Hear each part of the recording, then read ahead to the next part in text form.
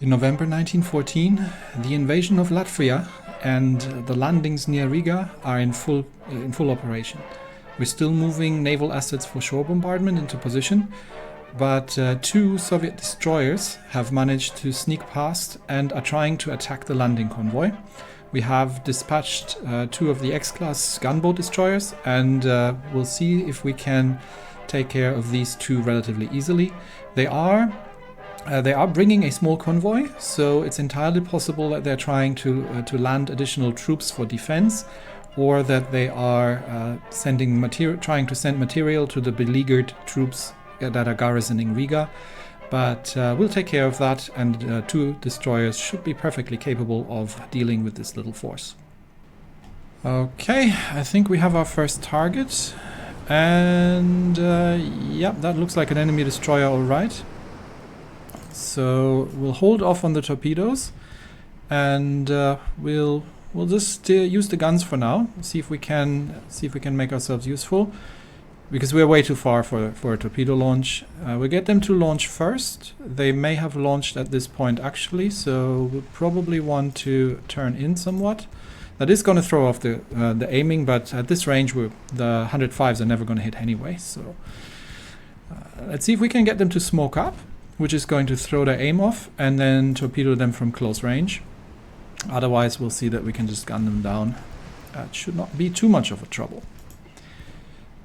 I have no idea how modern these Soviet destroyers are, but it looks like we might not have torpedoes yet. I'm not sure if they have torpedo angles. In that case, yep, there come the torpedoes.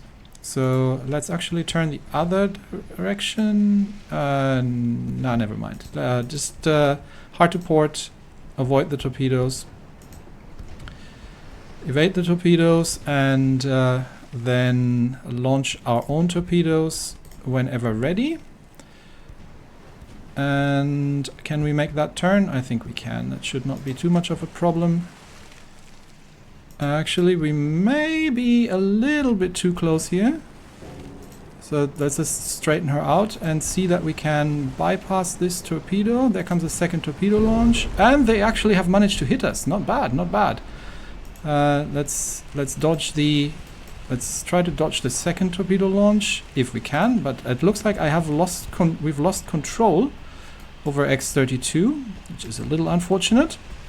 But our torpedoes are landing on target. Yeah, I think X-32 has lost rudder control, so we're going to detach her, and we're going to get X-33 to effectively... No, just keep going. Just try to... Oh, there's another torpedo spread coming in. Oh, these things have more than one torpedo launcher. Not bad, not bad. Let's see if we can evade that. Oh, yeah, I totally dodged that. Okay, and there is another torpedo spread incoming from the other destroyer. So we dodged... Nope, another torpedo. Their torpedoes are pretty good, actually. Let's see if we can get X-32 back under control. So the Gnevny is done for. But so let's start focusing our fire on the other destroyers. We're not going to smoke up because this is going to throw off our targeting. Their torpedoes have done a bit of damage, really. So I wasn't expecting them to have another reload ready. But so let's get X-33 to smoke up. She's still taking water in the stern, but I don't think it's anything particularly serious. While X-31 is trying to regain rudder control, and she seems to have trouble there. Torpedoes are not yet reloaded, so it's just a gun battle at this point. Slight damage to the friendly destroyers, but I think still not a massive problem.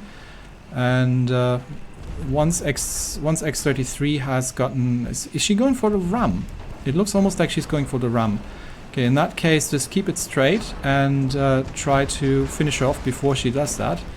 Might be getting just away of that. So very desperate Soviet destroyers. And see if we can get away just before she's getting in there. Yep. And she sinks due to extensive fire. So she's been literally just burned to the ground.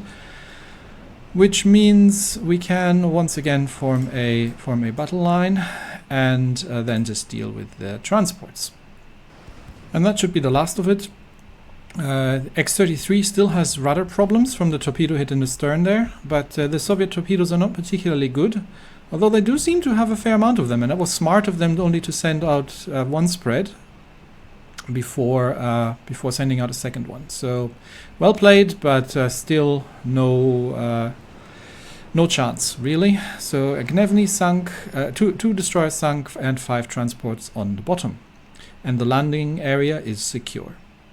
With the battlefield in place, hammering the defensive fortresses around Riga, the naval invasion is in full swing, and our planners estimate that it might take some months until we can gain footholds on the surrounding beaches and push the defenders back from the lines. Meanwhile, our forces in eastern Poland have reorganized and launched an all-out assault against Belarus, while we're still attacking at the same time into Lithuania in the north. And while the attack on France is still hanging in the balance, we have received some reinforcements on the ground from American forces, and maybe they can make a difference against the stubborn French defenders and in the trenches. While hunting French destroyers in the North Sea, the Derfflinger and her battle group have actually encountered in terrible weather a Soviet light cruiser, which is making a desperate attack run, and seems to be inclined to once again go down with honor rather than getting exiled. Really pretty desperate for a fight, are they? You do realize you are taking on, I mean, this is a relatively modern light cruiser, it's not an armored cruiser, but you do realize you're taking on 2 battle cruisers and the Kaiserin Augusta, right? That is not going to end well for you. Definitely not. So let's see if we can close the range and maybe get some hits on target and slow that thing right down so we can finish her off. Maybe she thought, yeah, now they're withdrawing. So maybe they thought that they could defend something or make something happen. I'm not sure, but yeah, that's not going to end well for you. It could also be that they've realized that they've just stumbled upon us in bad weather, and they realized that they cannot escape, so they turn for a fight. But she's turning away now. Interestingly enough, the Derfflinger is actually faster than the heavy cruiser. So while the Kaiserin Augusta is on screening duty, she's not going to be able to keep up with the 2 Derfflingers on battle speed. So that cruiser is now just trying to get away, and we'll see if we can start landing some hits maybe, and maybe disabling their engines. Get them to slow down. I don't know how fast this thing is. So yes, we haven't identified anything yet, so we'll wait for that, and it's not going to be a pitched battle. That much is for certain.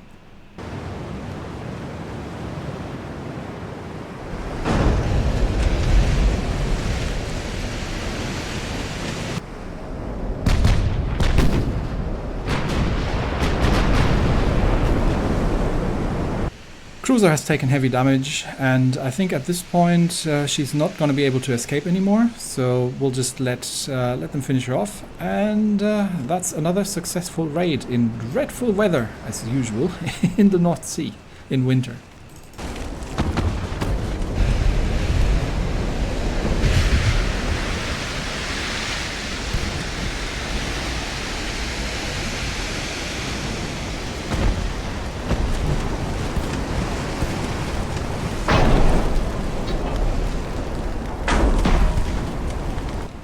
Severely outgunned and with her engines disabled, that lone Soviet convoy raider is no match and is going down to the bottom in the under the grey skies in the North Sea in winter.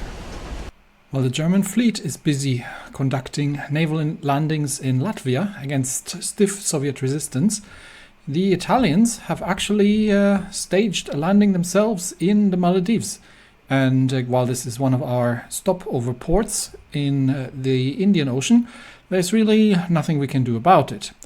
This starts highlighting one major problem that we're having. Since our African colonies are expanding, we're launching now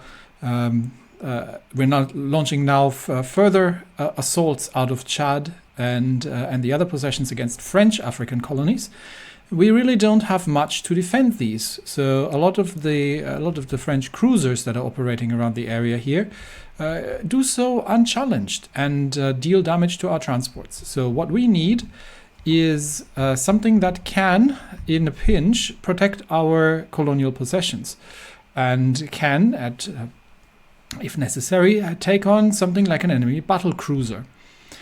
For that reason, we might need a new design of cruiser. Now, unfortunately, the light cruisers in this period are not very good at this sort of thing, because the light cruisers are, well, very, very light. They're lightly armored. They tend to explode catastrophically when somebody is so much as just looks at them funny. And they're still very much stuck on single-barreled gun turrets and open casemates. So we could either go with a very small battle cruiser or with a large armored cruiser. The large armored cruiser, we can get the design up to 14,500 tons. And for something to take on a battle cruiser, the thing is, building battle cruisers takes forever. The heavy cruisers might be a little bit faster to build, and I might need a fair few of them. So let's see what we can get ourselves into, and what we can build here in terms of a modern design based on this hull. So let's put the most modern towers that we have available onto it, and see how much space we've got available. Now, one of the big problems is the slightly awkward forecastle that was raised here, which normally is where the game wants you to place the foredeck tower, which means you don't really have any space to put any guns on it. But I'm thinking if something has to take on a battle cruiser, the 254mm guns might not cut it, whereas we can put 280mm guns on that, and that might not be a terrible thing to have. So let's see what that would look like. They are a little oversized for a ship of that for this size of ship, but let's see what that's going to look like if we're building a ship with 6 280mm guns. And we obviously want this to be reasonably quick because it's a cruiser, so 25 knots is what we would like to get out of this. And we definitely want to have an increased range. So we'll see what that looks like when we kit it out and how much displacement we've got left afterwards. We're going with oil, obviously, and we're going with geared turbines. So that gives us a 7,000 kilometer range. Could do a little bit more still with 8,000. But well, the question is, if I build a small battle cruiser that can go faster and probably has better range still. So let's see what that would look like if we built a battle cruiser instead. Stick a turret in front and a tower in front, a tower in the rear. And we're going to reduce the displacement right down to the minimum displacement of 23,000 tons. And what would that look like if, in terms of range that we can get out of it? Obviously with oil fuel and with geared turbines. It's about the same. So we may as well get back to our armored cruiser design. 14,500 ton armored cruiser, same range. So let's see what that'll look like. Maximum fuel storage and 2 towers onto there. We would like 25 knots. A little on the slow side, but we'll see what that's going to end up being. All right, auxiliary engines. We do want a that gives us increased. We might have to skimp a bit on the weight, however, because while these are good, they are. Well, let's leave them out for now. They are somewhat on the expensive side when it comes to displacement. Okay, because we are planning, not side guns, centerline, we're planning to stick some 280mm triple barrel guns on this thing. And we'll see if and we're going to need a bunch of secondaries as well. And the funnels. So what do we need? What do we need in terms of funnels? These give us a little bit of damage control. But let's see if we can get away with one of these. I think we can get away with one of these with natural boilers. That would be the ideal. Well, we could take one of those. Yeah, that's probably the sweet spot here. Put a big funnel in. We have forward weight offset actually, so we may actually move everything a little bit to the rear. We'll see how far backwards we can bring the superstructure. We'll see. We'll figure out the details later. Let's just put it in the center for now. Okay, that gives us a decent engine efficiency on natural boilers and a range of 17,800 kilometers. Yeah, okay. So with the engine spec'd out, we're starting to look a lot better now. We're still good on displacement, to be honest. I thought it would be a lot worse than that. We've still got over 5,000 tons of stuff to put in. But obviously we still have to put in some barbettes and some torpedo protection. We might... Oh, that's hefty. Well, we do want torpedo protection, but maybe we don't need that much of it. Or we can do triple bottom holes now. But of course that's going to kick into displacement again. We have double bottom holes generally. I'd rather spend a bit more on armor than dealing with things like mines and such. We're also going to need secondaries, so I'm thinking the trusty 105 millimeters, because I think last time we looked at the 128s and they were just nowhere near as good because they were significantly heavier for not much of an improvement. So I think I'm going to stick with the 105 millimeter triples. So I'm going to put 3 of them on the sides for a total of 6 turrets. And that is a significant amount of firepower. Why is this turret complaining? Should be all good. There we go. I know this is extremely similar to the previous designs, but we do need citadel armor on those. Ooh, heavy. Yeah. Okay. So let's see what that's going to look like. We are going to have to go for penetration, though. However, with these things, because this is standard armor, so we're definitely not doing semi-armor piercing. Let's see what the maximum is that we can get. So at a range where we can actually hit something, so 5,000 to 7,500 meters, that's about 600 millimeter of belt penetration. So that should be able to punch clean through a battle cruiser at that range without too much problems. And what if we did capitalistic 1? It's slightly less. But how are we doing on damage? 300 damage versus capitalistic 2, 302. It's not a massive difference, but against large ships, maybe we'll go for capitalistic 1s, just so we're not getting too much penetration against lighter. So when we're dealing with other cruisers and similar things. And why are these guns not aligned? I do not like things not to be aligned.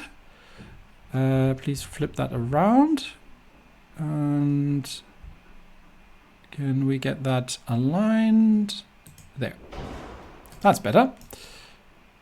Yeah, that looks decent. Okay, got that done. And what else do we need? Now obviously we do need a rangefinder. I'm going to stick with the coincidence rangefinder here. Long range accuracy is nice, and we get good benefits from the shell splash interference. But the problem is the weight here, because they're almost twice as heavy, and we are getting reasonably close. But we haven't even touched the armor yet. Well, let's see if we've got something to spare later on. We definitely want sonar, and we want do we need a radio? It gives us recon and aiming speed, but these ships are mostly going to be they're probably going to operate in pairs or similar, so we'll see. They might operate alone at times. Do I want depth charges on these? Well, let's put a couple in. We've still got 4,000 tons of displacement to stick into armor, and yeah, we are going to need to. That's no armor at all. So I am thinking 200 millimeter main belt and about We have a slight forward offset, but we can finagle that out. Let's give it about 120 millimeter forward belt and the same aft. What is our deck penetration with these guns? Can I actually get info, please, game, on the main guns? That would be lovely. Okay, there we go. We have at long range, let's say 10,000 meters with these guns, 120 millimeter deck pen. So let's try what a 120 millimeter deck would look like. And we can maybe do 100 millimeter forward and 100 millimeter aft. Let's get the conning tower up to 250. And I'd like something like 60 millimeter superstructure armor. Citadel armor, just whatever we can fit into it. And that should prevent any kind of nasty things that punch through. Turret armor, the 280s get 400 millimeter. That's a bit much. Let's give it 300. Gives us a bit of weight back, and do something like 150 on top. That's much better.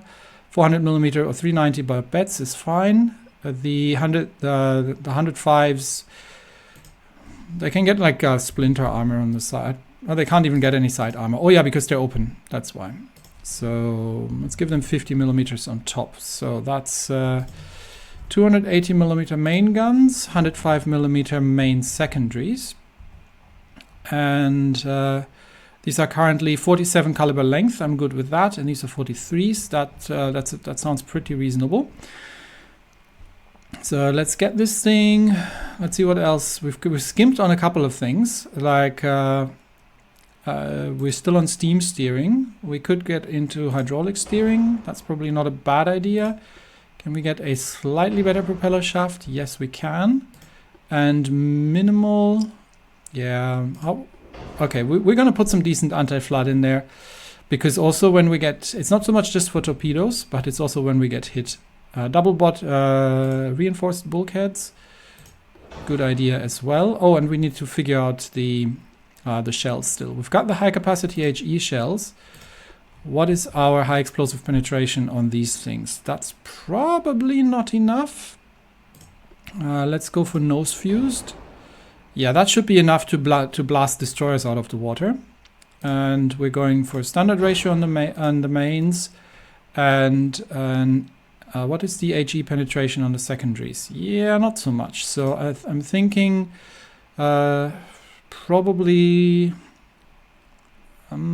standard ratio as well, just because we might have to fire armor piercing at destroyers, which is quite a waste really, but because they don't do much. Let's do increased HE. There we go. And we definitely don't want Dunite. We go for TNT and tube powder, which is going to cause less trouble. And that, I think, we've got 500 tons left that we can work with. We could get advanced hydraulic turrets, but that'll cost quite a bit of displacement. Yeah, and we could get enhanced reloading, which is going to reduce the reload time, but increases the aiming speed and the turret traverse again. So I think instead I'd rather go with a bit more armor. So where can we get a 220 millimeter main belt? We're still a little bit weight offset. How about smaller secondaries? Skip a couple of 88s. Can we fit these anywhere in? No, but we can probably fit a couple of 88 millimeter casemates into the superstructure. I'm keeping these casemate mounting points empty because these are stupid heavy. So how much are these weighing? 6 tons each. What if I did 88 twin barrels? Okay, the single barrels are relatively lightweight, but that doesn't really help me much because I can't fit them in the sides really. I can't mount them in the superstructure, and here they would be getting in the way of everything. So they're not that useful. We could do 50 millimeters casemates. They are reasonably lightweight. So the 88mm casemates are going to be heavy. I'd rather spend the... Let's go with 50mm single, just for kind of point blank defense, I guess. Or we would skip on these completely. Maybe we'll skip on the casemates completely and just focus on the armor. So let's get this design balanced, and we can. We have a forward offset here, which is less than ideal. So let's try to do something about that. We can always balance that with the armor slightly. But if I can use the superstructure to balance things, because that way I can move the main guns backwards, and now we're pretty balanced, honestly. So let's get the turret in the middle, the funnel, just so it doesn't look so weird. We might be able to pull the aft gun a little bit forward. How does that look like displacement wise? It gives us a little bit, like 30 tons of displacement by shortening the citadel. So let's do that. And then we just increase the aft armor a little bit to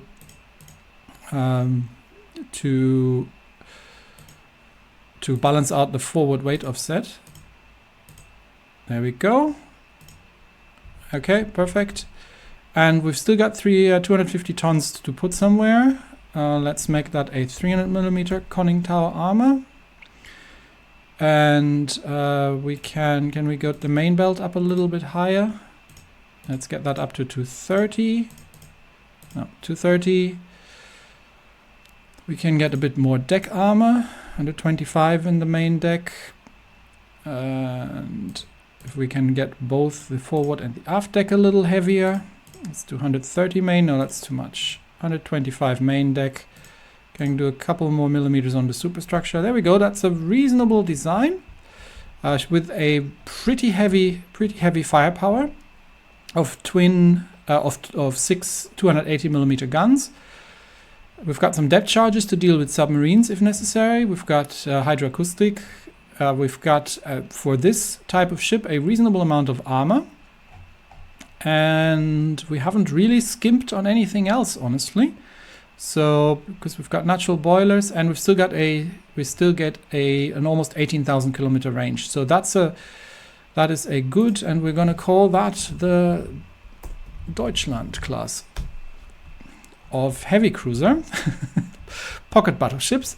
This is going to be our colonial protector, sort of. These things are there to deal with incursions of anything up to and including battle cruisers if need be.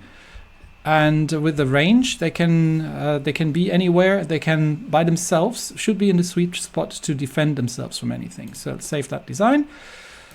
And I think we're going to be building a couple of these just to make sure that we are defending our colonial possessions. I want to clear out the French raiders of the coast of Africa because they keep costing us transports, and I don't like that. So while the rest of these heavy cruisers is more for fleet escort duty and for convoy raiding in the more enclosed ones, I'm gonna actually build a fair amount. What do we have? Yeah, we've got over 200,000 tons of shipbuilding capacity. So let's get. What would it look like if we get 10 of these constructed? 10 Deutschland class heavy cruisers. Let's build that.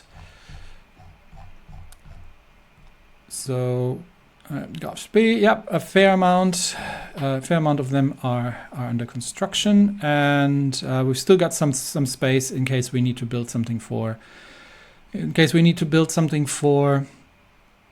other navies or similar things. We can also get a couple of submarines constructed, because we haven't done that in a while, and we've got a couple of new submarines. So we've got ocean-going submarines, twin forward torpedo tubes, twin stern tubes, 3.5-inch deck gun, 4-inch deck gun, and diesel electrics. So let's build us maybe make that 10 of those as well. And yeah, we've still got things. It's going to take quite a while, but a fair amount of fair amount of submarines. Yeah, these were coastal, so the SSCs are coastal submarines. And do I see what the difference is between them? Yeah, so these are just generally, the coastal submarines are more stealthy, I think, but the ocean-going ones probably have a better range. They're a bit faster, so we'll build some of these, and then hopefully we can make sure that our possessions around the South Atlantic and potentially also the Indian Ocean and the Pacific, because fortunately the Japanese haven't done an awful lot, but we do have a couple of Pacific possessions here that I would hate to lose, like we're just about to lose the Maldives to the Italians. And yeah, we'll send these around and get them. Well, first of all, we'll start clearing out these French raiders off the coast here, because there's a fair bit of them. But as you can see, the French are actually quite actively raiding here. They're sending whole fleets out. So we might be able to scatter them along the coast here, but to also bring along to bring them together if need be to defend things. So I would say there we are, and we're still trying to land in Riga. It's hard going, and it's probably a 50-50 chance if we can hold the beachheads or if the counterattacks from the Soviet forces are going to be too strong and we will have to evacuate. But either way, we are now starting to push into Belarus, and we've already got the offensive running from Prussia into Lithuania. And still, all is quiet on the Western Front. The American forces some American forces have been brought in to reinforce our troops, but attacking into trench positions is causing massive losses. So for now, it's a bit of a stalemate there. And a last quick look as to what the Austro-Hungarians are on. They are fighting. They're actually attacking the Ottoman Empire now and trying to get the Turks out of the Balkans. So that might cause a bit of unrest. But yeah, the Turkish Empire is quite widespread already, and it looks like the Austro-Hungarians want to have something to say about that, and will try to deal with some of the Turkish colonies here in the Balkans, to make sure they don't end up in Vienna again. Anyway, I think that's it for me today. Thanks everybody, and I will see you next time. Bye bye.